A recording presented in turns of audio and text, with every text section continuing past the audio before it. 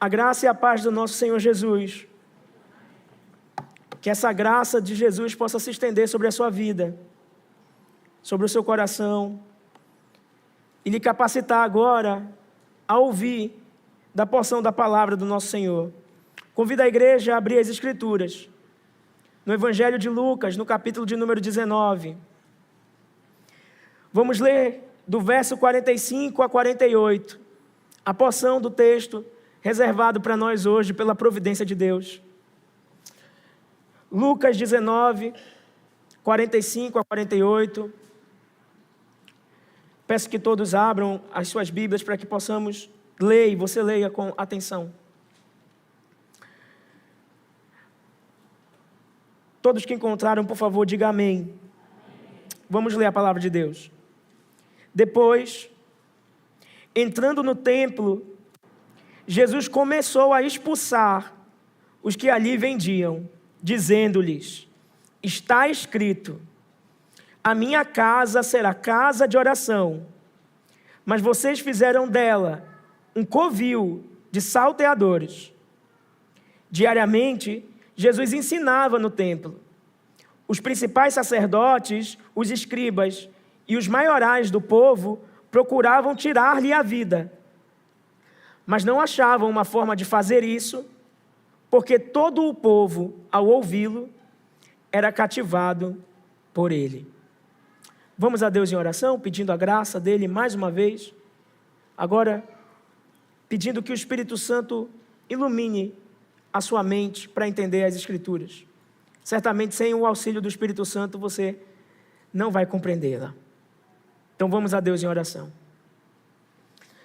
Santo Senhor, mais uma vez, oramos a Ti, pedindo a intervenção do Senhor nas nossas vidas e na vida do Teu povo aqui presente. Abre o entendimento, Pai, para que possamos compreender a Tua vontade e que Teu Espírito Santo ilumine o nosso coração para recebermos a Tua verdade, para vivermos a Tua verdade. Pedimos isso nos méritos de Cristo, nosso Senhor Jesus. Amém. Irmãos, no domingo anterior, nós vimos que o nosso Senhor Jesus, ao se aproximar de Jerusalém, chorou. Vimos o nosso Rei dos Reis chorar. E ele olhava para a cidade de Jerusalém e via 3 realidades devastadoras. Ao olhar para o passado, desde sua vinda, e até antes disso, Jesus enxergava um povo que continuamente negava a chamada ao arrependimento. Um povo que vinha sendo chamado a arrepender-se, talvez tal como Deus já te chamou infinitas vezes ao arrependimento do seu pecado, mas ao olhar para trás, via um povo que negava a chamada ao arrependimento. Ao olhar para o presente, Jesus enxergou um templo que virou comércio. Ele olha para a casa de Deus, para a habitação de Deus no meio do seu povo, e vê que o templo virou negócio. E quando ele olha para o futuro, como bem predito dos versos 41 aos versos 44, o nosso Senhor Jesus lamenta e chora pela destruição certa que viria sobre Jerusalém. E ao chorar, Jesus se referia ao ano 70, onde o imperador Tito destruiria completamente Jerusalém e juntamente o templo do povo de Deus, o que aconteceu de fato, historicamente falando. Mas aquele juízo pelo qual o Senhor Jesus chorou, como falamos nos domingos passados, ele sequer se compara com o juízo que ainda virá, com aquele juízo que virá sobre todos aqueles que negam e que negligenciam o chamado do nosso Senhor ao arrependimento. O fato que nós aprendemos é que Jesus ofereceu paz ao seu povo, Mas aqueles que rejeitam a paz que o Senhor oferece, sofrerão no devido tempo um justo juízo. Sofrerão no devido tempo um justo juízo. Todos aqueles que negam a paz que apenas Cristo pode dar. A paz que é a reconciliação por meio do poder da cruz.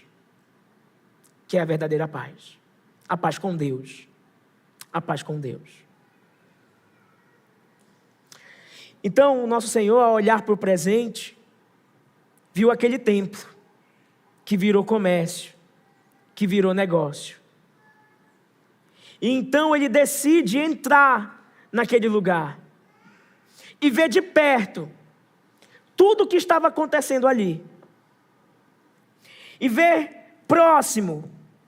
E quando Jesus entra no templo, como diz o verso 45, depois de entrar no templo, o templo que é o símbolo da habitação de Deus, o templo havia se tornado um espaço onde o sagrado era ofuscado pela ganância. Lá estavam os sacerdotes, aqueles que deveriam preservar e conservar a fé, envolvidos com o comércio e com o negócio, que estava posto no pátio dos gentios, ali no templo. O choro de Jesus, portanto, não foi um choro apenas emocional. Foi a expressão de um juízo iminente a respeito da corrupção espiritual do seu povo.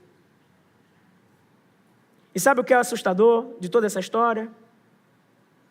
É que olhando, desde esse momento em que o nosso Senhor visitou o templo e viu sobre ele juízo, porque a fé virou negócio, olhando para as igrejas do nosso tempo, a coisa não está diferente, mas está pior. Está bem pior. A fé virou balcão de negócios. E muitos têm enxergado a vida cristã, entre aspas, por esse prisma. Espero que não seja o seu caso. Então hoje Lucas nos dá um vislumbre, um vislumbre do zelo de Cristo pela verdadeira adoração. O nosso Senhor, Ele não apenas chora e lamenta, mas Ele confronta, Ele ensina e Ele purifica o lugar de adoração de Deus. Tanto é que esse episódio também é conhecido como a purificação do templo. Porque o nosso Senhor Jesus se importa com o zelo do culto que é prestado a Deus. E se importa com tudo que está relacionado ao culto prestado ao nosso Deus. O título desse sermão é A Religiosidade Vendida e o Zelo de Jesus pela sua casa. A religiosidade pode estar vendida, mas há um Jesus que tem um zelo pela sua casa e pela verdadeira adoração. Diante disso, eu lhe faço uma pergunta. O quanto você acha que Deus leva a sério o seu culto? O culto ao nome dEle. O quanto você acha que o nosso Deus leva a sério? O que acontece quando nós transformamos a casa de Deus em um lugar de interesses humanos? O que acontece? Eu não sei se você sabe, mas o nosso Senhor Jesus, Ele purificou o templo 2 vezes. As pessoas geralmente confundem esses episódios e pensam que é o mesmo. Na primeira vez que Jesus purificou o templo, você encontra isso narrado em João, capítulo 2, verso 13 a 22. Você pode ir até lá para você olhar. João 2, verso 13 a 22. Essa foi a primeira vez que Jesus purificou o templo. e foi logo no início do seu ministério. Você lembra do primeiro milagre em Caná, na Galileia? Que Jesus transformou a água em vinho? Exatamente. Logo após esse episódio, tem essa cena da purificação do templo. É lá que Jesus pega um chicote de cordas e expulsa os vendedores daquele lugar, com um chicote em mãos. Essa é a primeira purificação. A segunda purificação, ela está narrada nos evangelhos sinópticos, ou seja, nos 3 evangelistas, Mateus, Marcos e Lucas. Essa segunda purificação é a que nós estamos olhando para ela agora.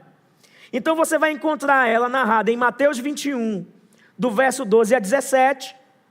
Você vai também encontrá-la narrada em Marcos 11, verso 15 a 19.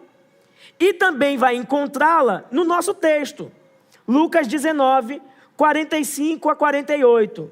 Essa é a segunda purificação, e ela não acontece no início do ministério, ela acontece próximo à crucificação. Faltando alguns poucos dias para o nosso Senhor ser crucificado, ele entra no templo, tal como lemos, e resolve expulsar dali os vendedores e os cambistas. Nesse caso aqui é distinto, não é mencionado nenhum chicote, por exemplo, diferente do primeiro. Esse aqui não tem. Mas há uma ação firme de Jesus em expulsar aqueles que estavam lá. Quando a gente une os evangelistas, e nós vamos fazer isso em breve, nós conseguimos enxergar como que o Senhor Jesus agiu ali dentro do templo, ao entrar. Então, Lucas 19, 45 a 48, estamos lidando com o segundo momento de purificação do nosso Senhor do templo. Eu quero que você entenda que todos esses episódios, eles só são sombras de um juízo maior que o nosso Deus vai trazer sobre aqueles que negam a sua paz. São como vislumbres temporal daquilo que Deus fará em breve. Esse sermão está dividido em 4 pontos. São 4 versículos, e para cada versículo um ponto. Eu vou narrar para quem anota. No verso 45, Jesus, ele confronta um culto centrado no homem. Jesus confronta o culto que é antropocêntrico, centrado no homem. No verso 46, Jesus denuncia os falsos profetas.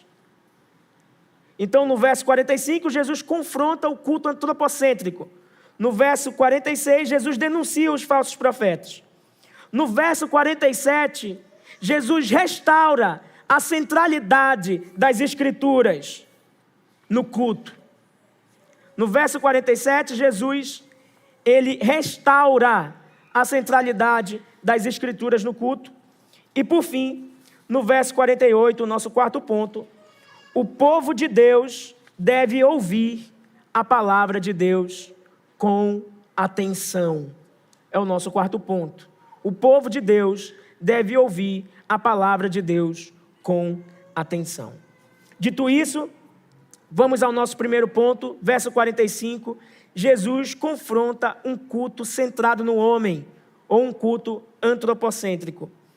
Olha o que nos diz o verso 45 mais uma vez. Depois, entrando no templo, Jesus começou a expulsar os que ali vendiam. Qual é o cenário, irmãos? O cenário é o seguinte: no judaísmo do segundo templo este destinado à adoração das nações, esse lugar que era exclusivo da adoração, tornou-se um mercado, um verdadeiro mercado de corrupção.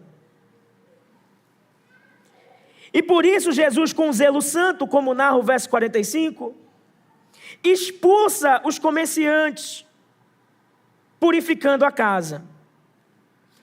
O que aconteceu naquela época? Aconteceu que a lógica do lucro, do ganho, havia invadido o espaço da adoração, onde Deus deveria estar sendo centralizado, estava sendo centralizado o homem, por meio do comércio e do lucro e do ganho. O dinheiro, centralizando o homem no lugar onde Deus deveria ser centralizado. Ali naquele templo não havia mais fé genuína. Havia manipulação da espiritualidade.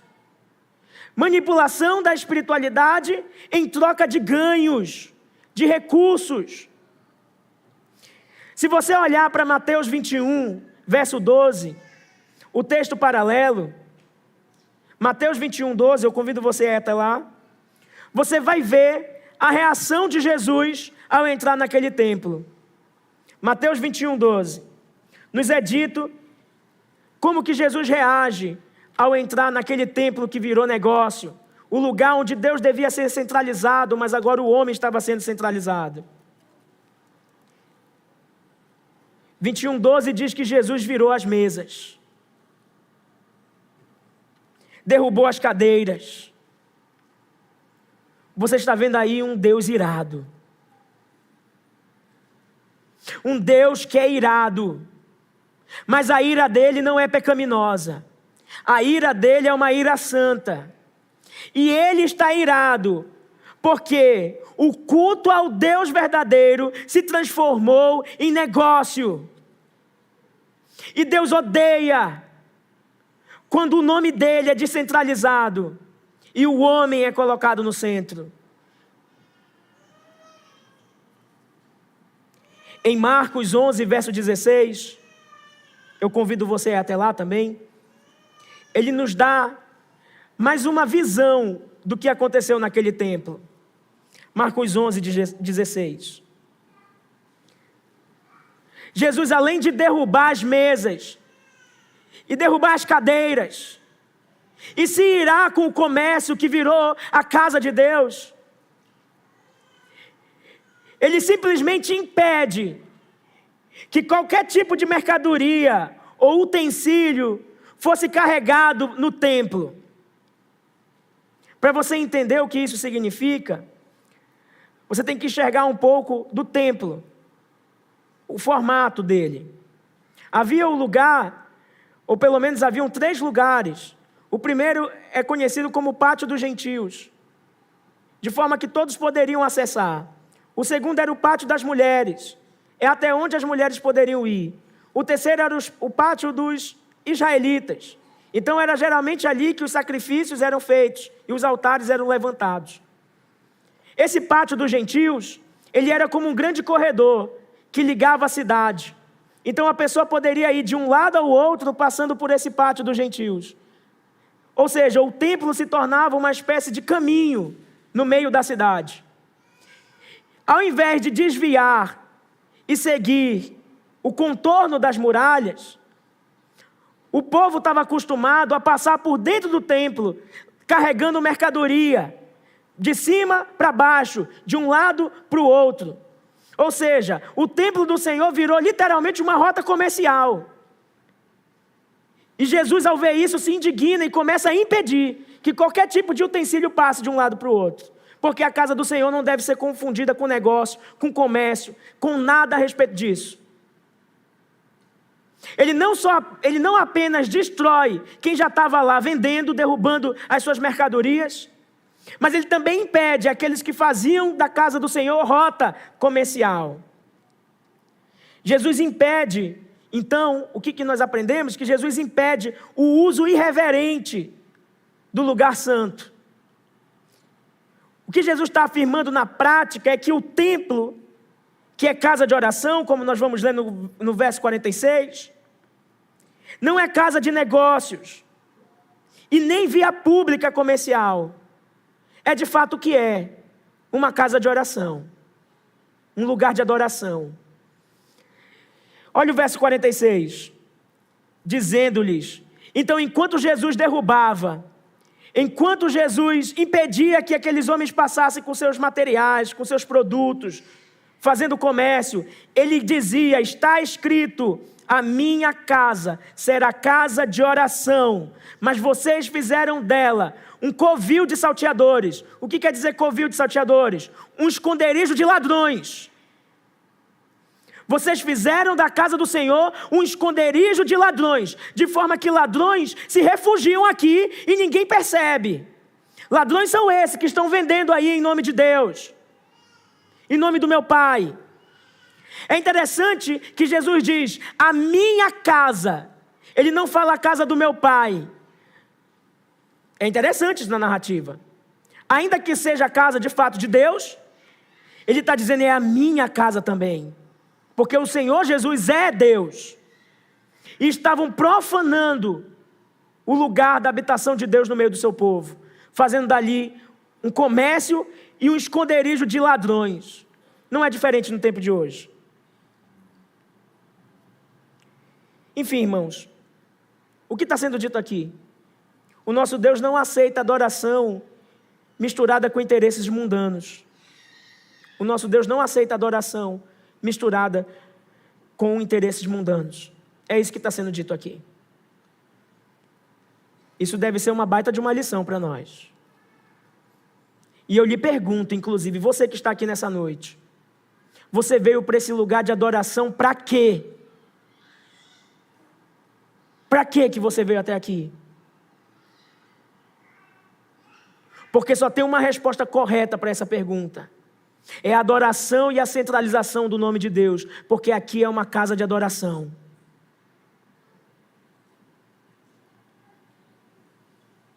Há muitos que vêm despreparados para esse momento de culto e que tratam esse momento tão importante para o nosso Senhor Jesus de forma irreverente e irrelevante. Eu não duvido que em muitos de nós o Senhor Jesus estaria impedindo de entrar aqui. Esse é o problema das portas largas, que não deixa claro que a igreja é um lugar de adoração ao santo nome de Deus. E por isso pessoas revestidas de interesses obscuros entram aqui. Não é à toa que vemos, principalmente em megas igrejas, falsos líderes aliciadores de crianças, como temos ouvido. Pastores, lobos, roubadores. Megas igrejas, profetas mirins. Ou você não tem visto isso por aí? O que estão fazendo com o lugar de adoração de Deus? E você, qual a sua responsabilidade nisso?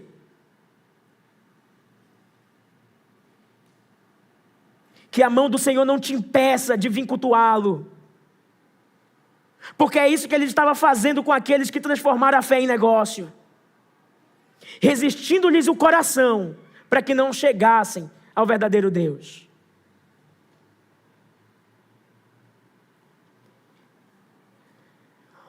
Essa é a verdade de tudo isso. Hoje não são pombas que se vendem, mas se vende unções, campanhas, sal grosso, oração forte.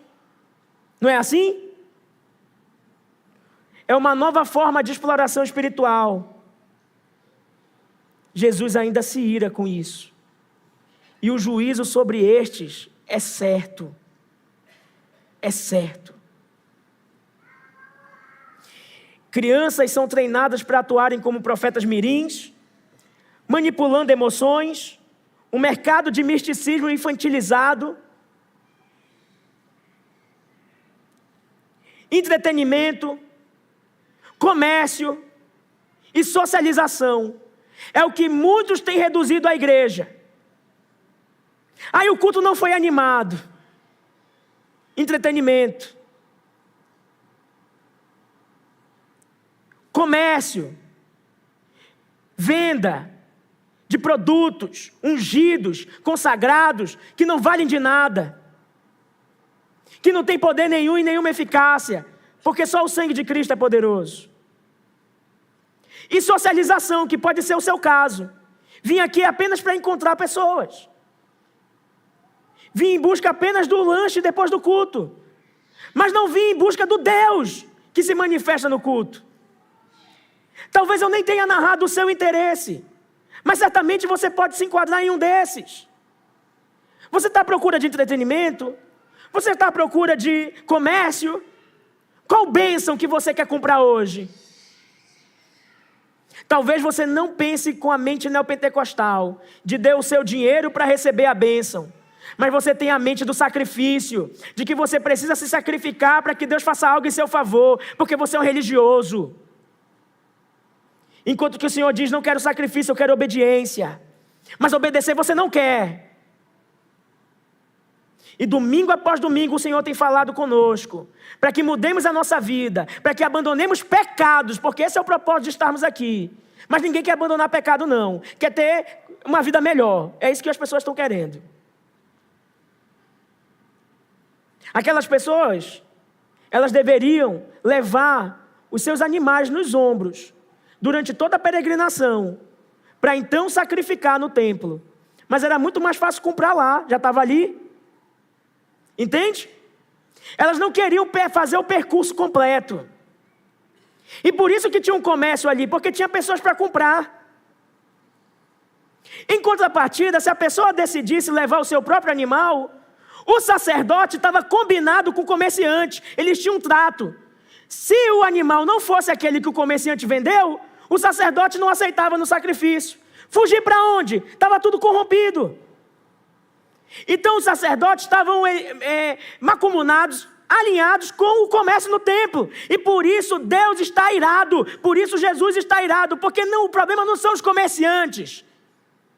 Os problemas são os sacerdotes, que fizeram um trato com eles, para fazer da casa do Senhor um comércio.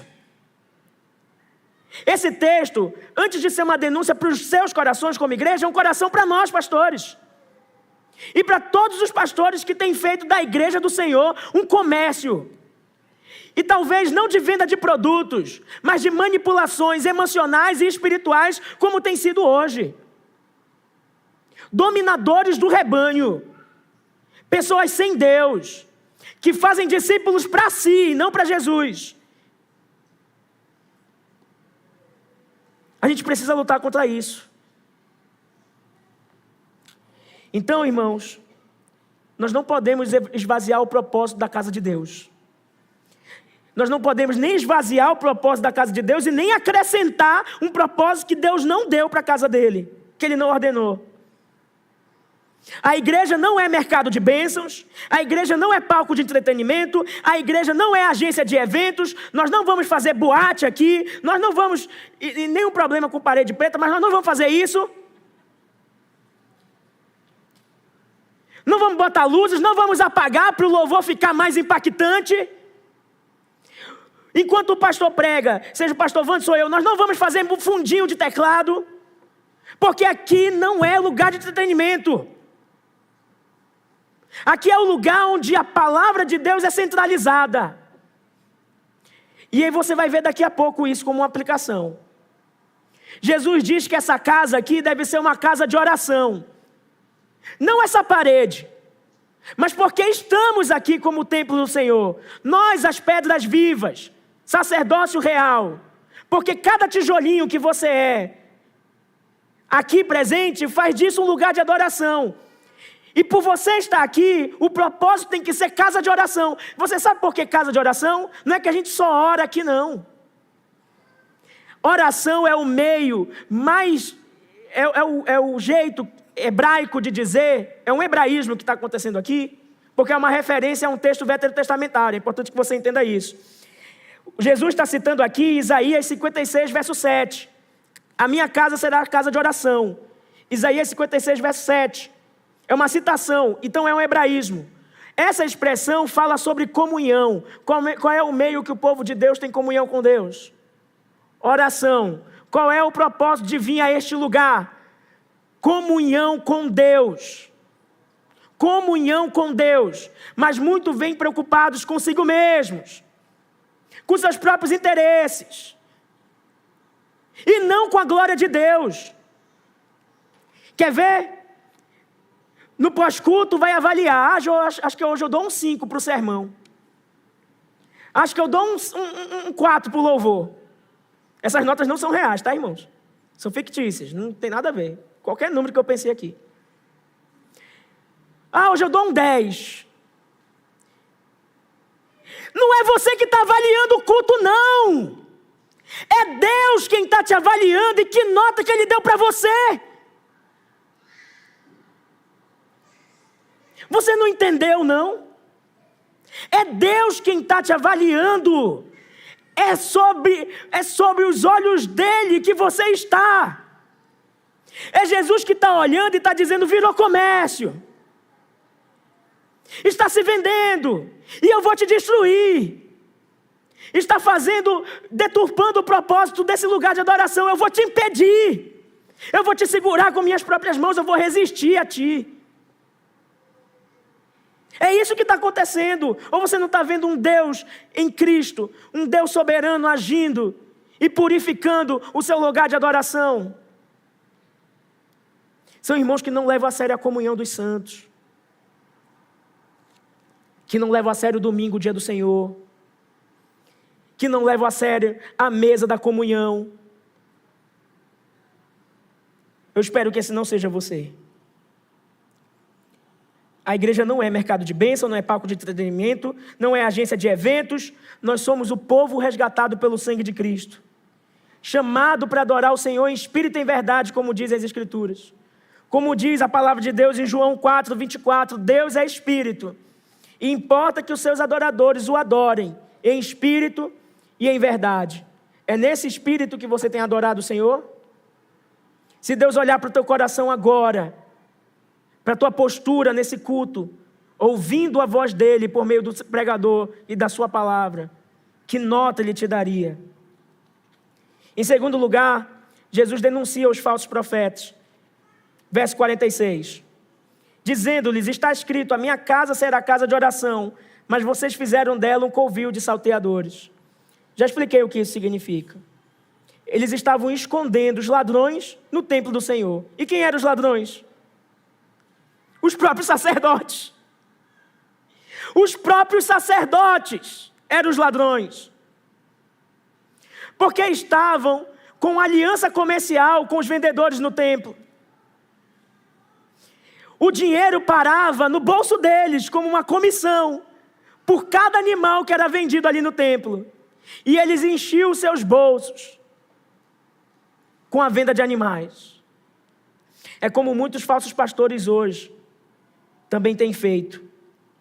Pastores e falsos profetas que usam a fé como ferramenta de manipulação emocional, enriquecimento pessoal. O púlpito que foi invadido pela lógica, da performance. O culto que foi invadido pelo mercado do coaching. É isso que temos visto hoje. Muitos abandonam a exposição fiel das Escrituras. Substituem a palavra de Deus. Descentralizam a palavra de Deus. Pessoas que têm trocado a palavra de Deus por livro de autoajuda. Pessoas que têm trocado a palavra de Deus por coaching na internet.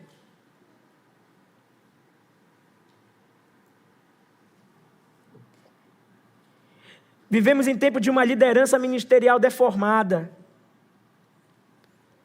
Homens que deveriam ser pastores e se tornam vendedores de ilusões. E o pior, as pessoas têm comprado. Por isso que eles continuam. Porque tem quem pague. Porque o povo perece por falta de conhecimento. Tem quem compre. Tem quem se iluda. Por isso que eles continuam aí. Sabe, irmãos, a denúncia de Jesus não é apenas contra o templo de Jerusalém, é contra toda a liderança que transforma o sagrado em negócio. E os nossos púlpitos hoje precisam de purificação urgente, porque o negócio está feio. A verdadeira reforma que Deus deseja não começa em eventos e estratégias, como muitos têm procurado fazer por aí. É de assustar. É de assustar. Eu e o pastor Wanderson andando por aí, visitando algumas igrejas, conversando com alguns pastores. Eles querem a técnica, o método, a fórmula. Não querem arrependimento. A reforma que a igreja precisa tem que começar com uma liderança piedosa. A restauração da liderança. Homens quebrantados diante da palavra de Deus. Em seguida, uma igreja quebrantada pela palavra de Deus. É como acontece em Ageu. Você já leu Ageu? Você deveria ler, 2 capítulos apenas. O povo estava negligenciando a presença de Deus no seu meio. Essa é a história de Ageu. Não queriam construir o templo de Deus, dizendo, ainda não é o tempo de fazer isso. Cada um preocupado com as suas próprias coisas. Até que a palavra do Senhor veio por meio do seu profeta. E é dito que toda a transformação que começa no meio daquele povo, atingiu primeiro a liderança e depois atingiu a congregação. É por isso que essa igreja precisa ser compromissada com a formação de novos obreiros. É por isso que nós devemos investir nos jovens pastores que estão no seminário. E não apenas isso, é por isso que os pais aqui da igreja devem incentivar os seus filhos, se caso eles desejarem, isso vier do Senhor, a serem pastores e missionários. Não encarar isso como um fardo. Não, você vai ser médico, advogado. Até professor eu aceito, mas pastor não. Tem gente que não sabe o que está fazendo.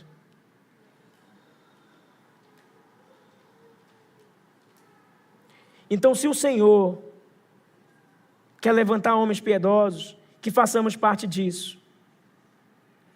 Precisamos de uma reforma na liturgia das igrejas, na doxologia das igrejas. O que é isso, doxologia? A doutrina da adoração. Precisamos retirar dos cultos os louvores antropocêntricos imediatamente. O povo é formado pela música que canta. E tem sabor de mel, tem feito do povo de Deus, sabe o quê? Um povo do ego. Pessoas pensando em si mesmas a qualquer custo, a qualquer preço. É isso que temos visto na maioria das igrejas por aí. E não genuína comunhão e restauração.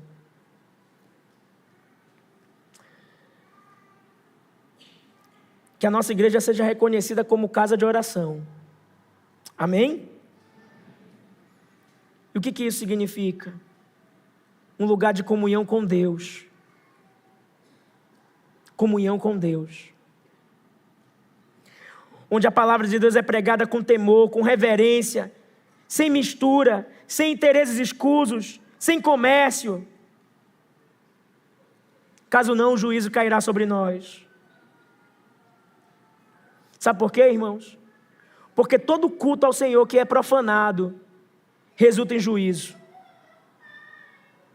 Todo culto ao Senhor que é profanado resulta em juízo.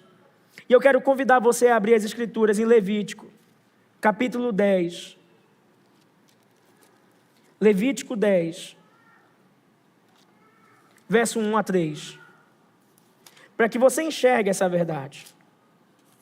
Levítico 10, verso 1 a 3. Diz assim a palavra de Deus.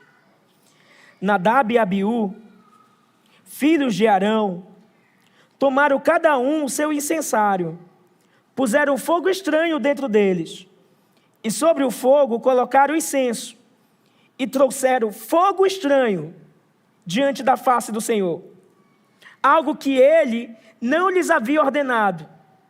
Então saiu fogo diante do Senhor, e os consumiu, e morreram diante do Senhor. E Moisés disse a Arão, isto é o que o Senhor disse, mostrarei a minha santidade naqueles que se aproximam de mim, e serei glorificado diante de todo o povo. Porém, Arão se calou. Você entendeu o que aconteceu aqui? Esse é o resultado de uma adoração estranha a Deus. Deus não apenas deixa de receber a adoração que é estranha, a adoração que Ele não ordenou, mas Deus consome com juízo e fogo, porque essa é a santidade do nosso Deus no seu culto.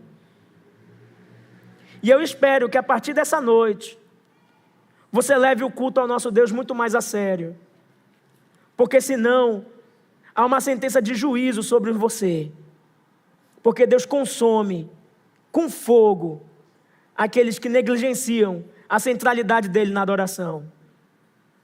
O culto é algo central na vida cristã, irmãos, não é algo periférico.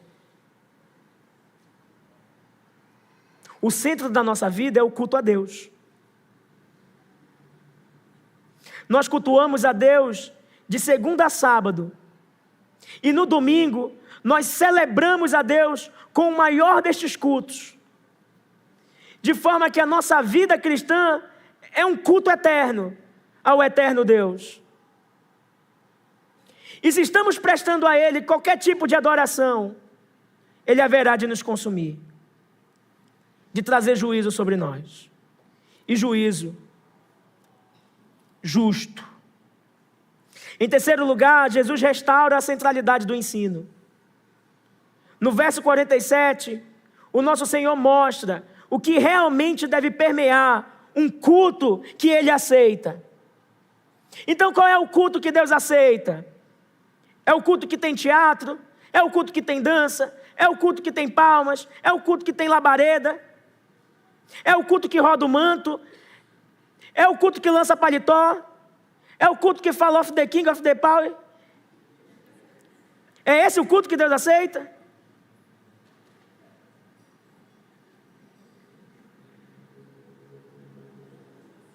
O culto que Deus aceita. Jesus, no verso 47, restaura a centralidade. Ele diz assim, o verso 47, leia comigo. Diariamente, Jesus ensinava no templo. Diariamente, Jesus ensinava no templo. Você percebeu o que está sendo dito aqui? Tirou o comércio. E entrou o que no lugar do comércio? Qual é a resposta? O ensino. Tira o comércio dessas igrejas tudinho aí. E coloca o ensino. Porque é isso que Deus quer. Que a palavra dele seja centralizada no meio do seu povo. Então o ensino é centralizado, porque diz que diariamente, eu imagino o zelo do nosso Senhor. Ele tirou o comércio dali e fez questão de ir todo dia lá para colocar o que deve ser colocado. A palavra, naquele lugar que antes era de profanação, agora é restaurado como lugar de adoração. É uma casa de oração, de comunhão com Deus. E a comunhão com Deus se dá por meio da palavra, do ensino. O ensino é devolvido àquele lugar. Isso é maravilhoso de se ler. Porque depois de purificar o templo, Jesus restaura o centro da adoração verdadeira. E qual é o centro da adoração verdadeira? O ensino fiel da palavra de Deus. A marca de um culto legítimo. O que é um culto verdadeiro? Quando que o culto é verdadeiro? Não é excitação emocional. Não é choro. Ainda que possa haver choro diante do arrependimento. Não são experiências místicas. Um culto é verdadeiro por causa do reinado da palavra. Quando a palavra está centralizada, ali você tem um culto verdadeiro. É o reinado da palavra. Existem 3 marcas de uma igreja verdadeira. A primeira dessas marcas é a pregação fiel da palavra. A segunda marca é a correta administração das ordenanças, o batismo e a ceia. E a terceira marca de uma igreja verdadeira é a disciplina eclesiástica. Ou seja, não ser conivente com o pecado. Mas em primeiro lugar dessas 3 marcas está a pregação fiel da palavra. E é por isso que o nosso Senhor Jesus tira o comércio e coloca no lugar do comércio o ensino. Porque é isso que nós precisamos. E como aplicação para a sua vida, coloque o que você mais precisa, não é bênção material de Deus. O que mais você precisa é da palavra de Deus na sua vida. É o que você mais precisa. Não é do comércio que você precisa. Não é do show da fé que você precisa. Você precisa da palavra de Deus habitando ricamente no seu coração. Você precisa da palavra. Cristo não apenas expulsou o que era profano. Ele não apenas expulsou o que era profano. Ele preencheu o templo com a verdade. Pois onde há luz, não há trevas. Então, onde Cristo é entronizado? Cristo é entronizado onde a Bíblia é aberta, onde a Bíblia é lida, onde a Bíblia é explicada e onde a Bíblia é aplicada ao povo de Deus. É ali que Cristo é entronizado. Onde a Bíblia é aberta, lida, explicada e aplicada. Porque tem muito culto que você vai por aí que não é culto. Que o pregador abre a Bíblia, lê um texto e fala da vida dele. E nunca mais volta para o texto. Não tem edificação nenhuma aí. Ou então onde a pregação é sobre qualquer coisa que não a palavra de Deus.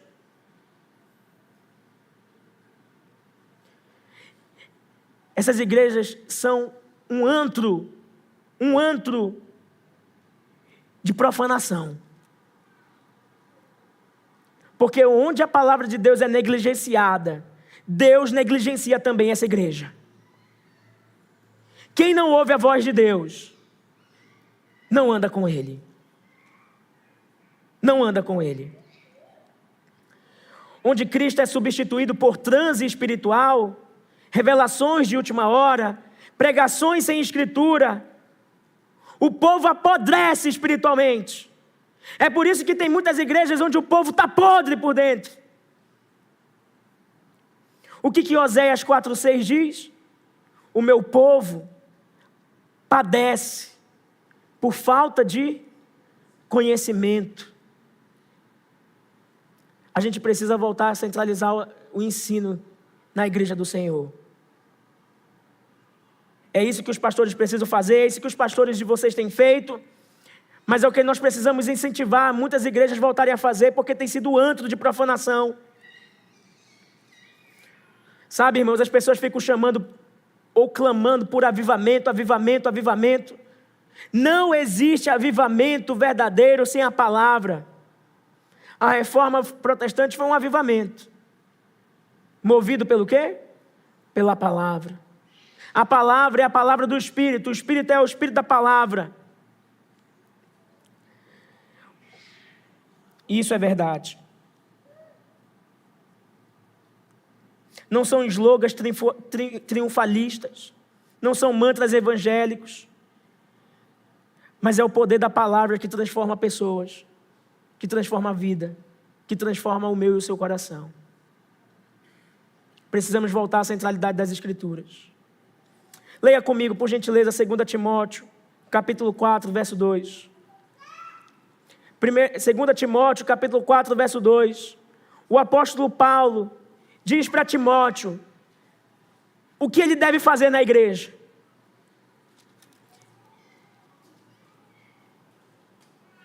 E olha o que ele diz para Timóteo. Timóteo, para você ser um pastor verdadeiramente de Deus, faça isso. 2 Timóteo 4,2. Pregue a palavra. Pregue a palavra. Você deveria grifar isso na sua Bíblia. Esse é o nosso compromisso, irmãos. Como pastores, mas também não é só os pastores, é a igreja. A igreja também deve ser uma igreja expositiva. O púlpito expositivo deve produzir uma igreja expositiva. Portanto, pregue a palavra, insta, quer seja oportuno, quer não, corrija, repreenda, exorte, com toda paciência e doutrina. O povo perece por falta de conhecimento. E o que Jesus faz naquele templo é devolver o lugar de centralidade das Escrituras, é devolver o ensino para o povo. E o que você mais precisa na sua vida é ter relacionamento com a palavra de Deus.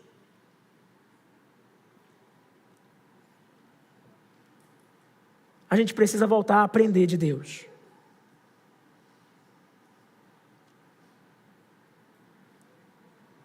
A ter humildade e reconhecer que as verdades narradas nas Escrituras são muito maiores do que tudo que a gente já aprendeu na vida.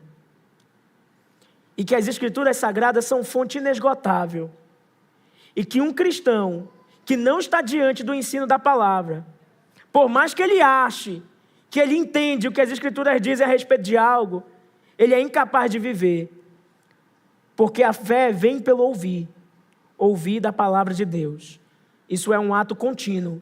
Eu preciso estar me expondo continuamente à palavra, porque a fé, ela não só é operada pelo ouvir, mas ela vem, ela aumenta e intensifica na minha vida pelo ouvir. E eu preciso estar continuamente diante da palavra de Deus, continuamente, dia após dia, exposto à palavra. Assim como Jesus fez aqui no verso 47, diariamente Jesus ensinava. E se diariamente Jesus ensinava, isso nos ensina algo a respeito do nosso relacionamento com as Escrituras. Você é um cristão que só abre a Bíblia no domingo? E abre mal ainda? Porque nós devemos aprender de Cristo todo dia. Nós devemos ter relacionamento com a nossa Bíblia todo dia. E não ser crente domingueiro. Qual é o seu relacionamento com a palavra de Deus? Com aquilo que você tem de aprender do Senhor? É diário? Porque é assim que deve ser. Irmãos, olha o que diz Neemias 8:8. Neemias 8:8 fala sobre a restauração do povo. E diz que eles leram o livro da lei de Deus. Falando dos sacerdotes. Os sacerdotes leram o livro da lei de Deus, explicando e dando sentido para que todos entendessem o que se lia. Tem igreja que as pessoas vêm, não sabem nem sobre o que foi pregado. Pastores despreparados. Sermão de ChatGPT. Homens que não leem a Bíblia, que não leem as Escrituras, que não têm bons livros, mas querem alimentar o rebanho de Deus enquanto eles mesmos não são alimentados. Muitos púlpitos hoje trocam a exposição bíblica pelo teatro da fé. Há pregadores que preparam o espetáculo do culto, mas não preparam o sermão diante de Deus. Quando a palavra de Deus é negligenciada, o culto se torna entretenimento. A adoração se torna performance. A fé do povo se torna vazia.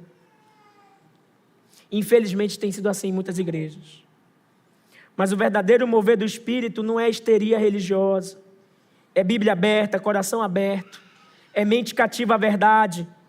Pastores que trabalham no texto, suam no estudo, oram no secreto. Aliás, recentemente nós lemos um texto nas nossas reuniões de gabinete, que julga o coração de qualquer pessoa. Se você entrega um ensino para alguém, mas isso não está regado de oração, de joelho no chão, isso não vale de nada.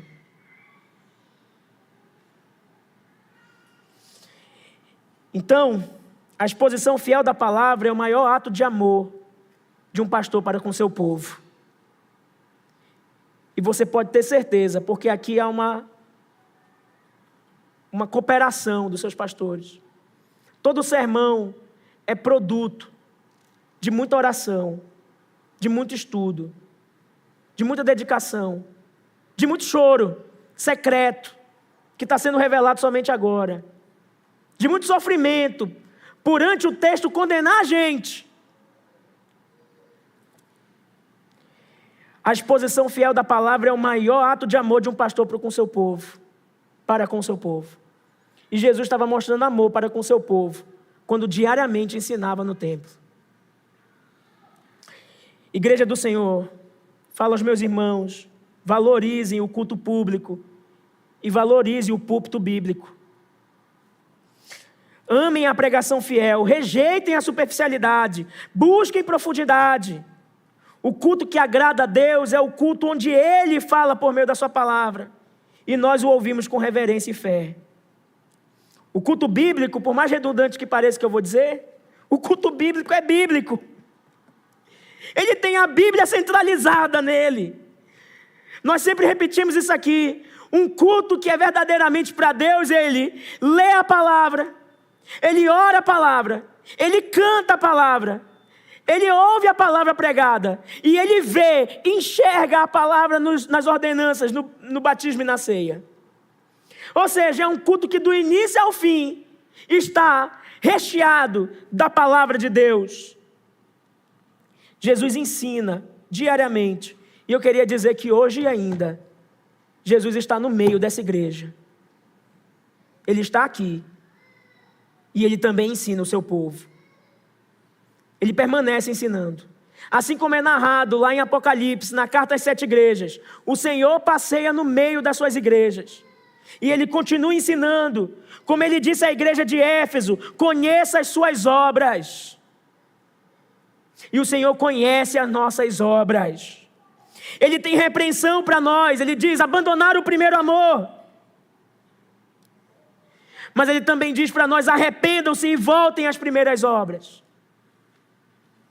O Senhor nos conhece muito bem, como Ele conhece a igreja de Esmirna, que diz: conheça a tua tribulação e pobreza. E diz: ser fiel até a morte. Conhece Pérgamo, conhece Tiatira, conhece Sardes, Filadélfia, Laodiceia, e conhece muito bem a igreja Batista Shekinah. E sabe se temos prestado a Ele o culto aceitável ou repreensível. E o seu coração mesmo agora denuncia isso, diante do santo. E por fim, verso 48. Nos diz: mas não achava uma forma de fazer isso, porque todo o povo, ao ouvi-lo, era cativado por ele. Não achava forma de fazer o quê? O final do verso 47 responde: os sacerdotes que estavam envolvidos com o comércio, os escribas e os maiorais dali, ao invés de se arrependerem com o ensino de Jesus, ao invés de verem o sinal de Jesus como um sinal de juízo, eles estavam procurando uma maneira de matar Jesus. Como possivelmente muitos ouvindo esse sermão hoje não estão confortáveis com ele, porque prestam uma adoração totalmente profana a Deus e não querem sair desse modus operandi. Porque tem uma letargia para centralizar Deus no seu coração e precisa clamar por arrependimento. Ao invés de se dobrarem os joelhos em arrependimento, queriam matar o nosso Senhor. Mas não achavam uma forma de fazer isso, sabe por quê? Porque todo o povo, ao ouvi-lo, era cativado por ele. E o meu entendimento aqui é que o povo, à medida que Jesus pregava, estava ouvindo com atenção. Estava dando atenção à sua palavra, porque após purificar o templo, após restaurar o ensino, Jesus encontra assim, como sempre há, remanescentes, um povo sedento. Não por entretenimento, e sim pela voz do bom pastor. A ovelha verdadeira reconhece a voz do bom pastor. Não é o que diz João 10,4? Olha o que diz, por gentileza, João, capítulo 10, verso 4. É um texto que eu amo.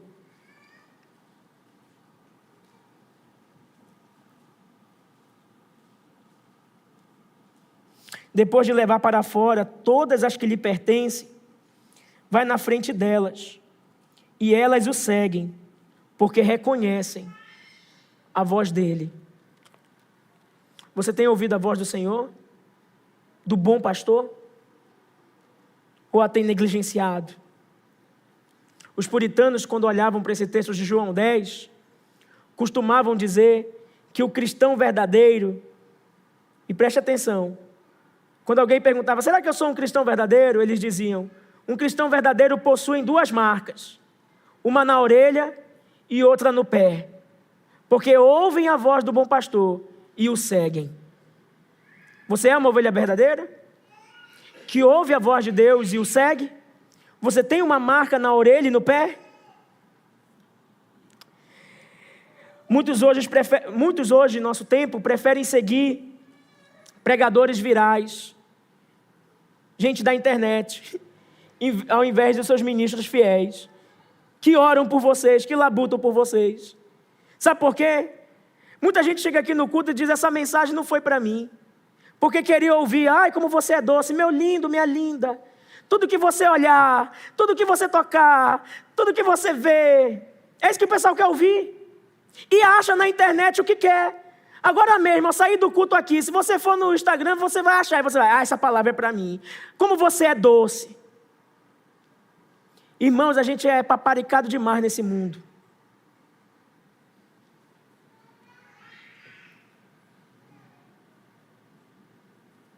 Você quer ensino? Aprenda a ouvir o bom pastor por meio dos seus maus pastores. Porque nós somos maus.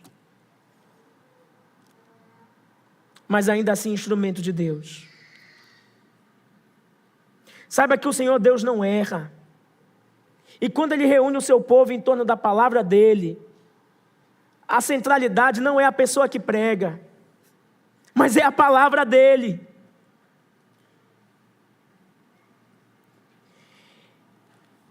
O Senhor falou com você hoje? Não eu, mas o Senhor Deus falou com você hoje, te dizendo: te arrepende do jeito que tem prestado culto para mim, porque senão eu vou resistir a você. Muitos hoje preferem seguir aquilo que lhe faz massagem no ego, fome por emoções rápidas, mas falta de fome pela verdade de Deus. O self-service da internet. Escutamos o que queremos. Escutamos o que queremos. Mas na igreja fiel, nós não escutamos o que queremos. Na igreja expositiva, nós ouvimos o que precisamos. Talvez a mensagem de hoje não era que você queria ouvir. Você queria ouvir que era mais raro que o ouro puro de Ofir. E que sua vitória hoje tem sabor de mel. Mas o que Deus quer falar para você hoje, que é o que você precisa ouvir, e foi isso que Ele reservou para nós por sua providência, é que o culto que nós temos prestado a Ele, por mais que tenha uma liturgia bíblica, no coração talvez seja um culto vazio. Será que é esse culto que nós temos dado a Deus? 2 Timóteo 4, verso 3 e 4, um texto muito conhecido, ele fala sobre isso, sobre darmos atenção e ouvir atentamente o ensino do Senhor. Porque 2 Timóteo 4, verso 3 e 4, é uma palavra de juízo, falando que haverá um tempo em que não suportarão a sã doutrina, mas segundo seus próprios desejos, juntarão mestres para si, como que sentindo coceiras nos ouvidos. Será que você está sentindo coceiras nos ouvidos hoje? E o mestre que você tem ajuntado para si é o mestre da internet? O coach? Atos 17:11 também é um texto muito relevante, porque vai dizer que mesmo na igreja, nós devemos provar a palavra. E vai falar sobre os bereanos, que eles eram mais nobres, pois examinavam diariamente as Escrituras, para ver se as coisas eram de fato assim. Então, irmãos, nem todo abrir de Bíblia é pregação. Nem toda emoção é mover do Espírito. Nem todo que fala em nome de Deus, fala por Deus. E por isso que a igreja precisa ouvir a voz do bom pastor. Aquele povo estava ouvindo o Senhor. E você precisa de discernimento. Porque discernimento é questão de vida ou morte espiritual. O povo de Deus precisa se reeducar a ouvir com temor e com discernimento um sermão. Eu lhe digo, As pessoas do nosso tempo não sabem mais ouvir um sermão. Porque um sermão dura o quê? Aqui na igreja? 1 hora? Às vezes passa um pouco, quando é o pastor Ian. Dura o quê? 1 hora? E um vídeo na internet que amacia o seu ego, dura quanto tempo? 10 segundos? 30 segundos? Há uma pesquisa sendo feita, não sei se você sabe disso. Hoje, os meios de mídia, eles mexem com a sua emoção. Há corte de câmera a cada 3 segundos, para que você não fique disperso. Mas isso, em contrapartida, gera um vício, em que as pessoas não conseguem mais deleitar a sua atenção em algo por mais de 10 minutos. E aí se autodiagnosticam com uma série de coisas que tem a ver com falta de atenção. Mas são pessoas que vivem buscando satisfação. Um cristão maduro, ele não se apaixona por qualquer voz. Ele se apaixona pela voz de Cristo, o bom pastor. Ele examina, confere, julga tudo pela Escritura. E nós devemos orar. Senhor, dá-me fome da Tua verdade. Dá-me fome da Tua verdade, não aquilo que massageia meu ego. É isso que nós devemos orar. Enfim, irmãos, chegamos ao fim. Só poderemos dizer diante desse texto é que Cristo tem zelo pela sua casa. E ainda hoje Ele entra, denuncia, expulsa, purifica e ensina. O mesmo Senhor que chorou pela corrupção de muitas igrejas em nosso tempo hoje. A pergunta que ecoa para nós aqui agora é: se Jesus entrasse hoje aqui, Ele teria um lugar para ensinar e nós o ouviríamos? Ou Ele empunharia o açoite para nos purificar? Mas Ele está hoje aqui. E que o açoite dele não seja sobre nós.